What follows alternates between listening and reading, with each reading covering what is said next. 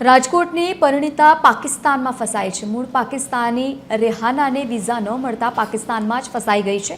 3 વર્ષથી રેહાનાને વિઝા ન મળતા પાકિસ્તાનમાં ફસાઈ ગઈ છે। વર્ષ 2015માં પરવેઝ શેખ સાથે લગ્ન થયા હતા અને રહેવાના લગ્ન બાદ પતિ બાળકો સાથે રેહાના રાજકોટમાં રહેતી હતી। 2022માં વિઝા રિન્યુઅલ માટે પાકિસ્તાન ગયા બાદ પરત નથી ફરી। રેહાનાએ પાકિસ્તાનથી વિડીયો બનાવી અને પોતાની આપવીતી જણાવી છે। વિડીયોમાં કહ્યું છે, મોદીજી મને पाकिस्तान थी भारत बुलावी। पासपोर्ट बनाने के लिए आई थी। 3 साल से वीज़े के लिए अप्लाई करूँ, वीज़ा नहीं मिल रहा। चौथी मरतबा वीज़े के लिए अप्लाई करी तो ये माहौल हो चुका है। इंडिया और पाकिस्तान के बीच में जो मसला हुआ उससे हमें बहुत अफसोस है इस चीज़ का। पर हमारा क्या कसूर है? मेरे बच्चों का क्या कसूर है? मुझे अभी इंडिया वापस जाना है। मुझे मेरे बच्चों मेरे शोहर की ज़रूरत है, उन्हें मेरी ज़रूरत है, मुझे आप लोग के सपोर्ट की ज़रूरत है। प्लीज़ मुझे मेरे बच्चों से मेरे शोहर से जुदा मत करें। प्लीज़ मोदी जी मुझे वापस इंडिया बुला लीजिए।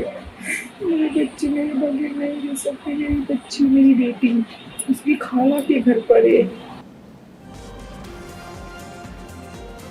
तो 3 વર્ષથી રેહાનાને વિઝા ન મળતા પાકિસ્તાનમાં ફસાઈ ગઈ છે અને આપવીતી જણાવી રહી છે, જેનો અત્યારે આ વિડીયો પણ આપ લોકોએ જોયો છે। વિડીયો સામે આવ્યા બાદ સોશિયલ મીડિયા પર પણ વાયરલ થઈ રહ્યો છે અને જ્યાં એ રજૂઆત કરી રહી છે કે મને ફરીથી ભારત બોલાવી લેવામાં આવે। 2022માં વિઝા રિન્યુઅલ કરવા માટે તેઓ પાકિસ્તાન ગયા હતા અને ત્યારબાદથી પરત નથી ફરી। રેહાનાએ પાકિસ્તાનમાંથી જ આ વિડીયો બનાવ્યો છે અને બીજી તરફ વિડીયોમાં રજૂઆત કરતી જોવા મળી રહી છે। કહી રહી છે, મોદીજી મને પાકિસ્તાનથી ભારત બોલાવી લો।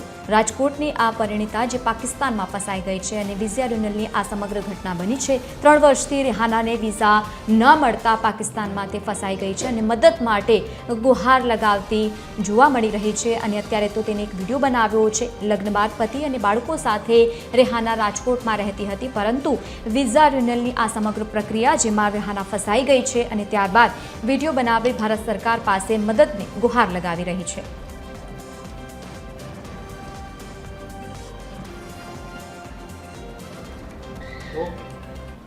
ભારતીય હોય કે કોઈ પણ દેશનો વ્યક્તિ હોય તેણે ગદર ફિલ્મ તો જરૂર જોઈ છે, પરંતુ ગદર ફિલ્મ જેવી રિયલ સ્ટોરી જાણે રાજકોટમાં થઈ હોય તેવું લાગી રહ્યું છે।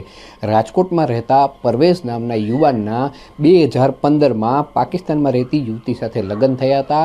ત્યારબાદ તે ત્યાં પાકિસ્તાન વિઝા માટે ગયા હતા। ત્યારબાદ તે યુવતી પરત ફરી નહોતી। તેના જે 2 સંતાનો છે તે પણ માતાની છેલ્લા 3 વર્ષથી રાહ જોઈ રહ્યા છે અને પરવેશભાઈ પણ તેના માટે સતત પ્રયત્ન કરી રહ્યા છે।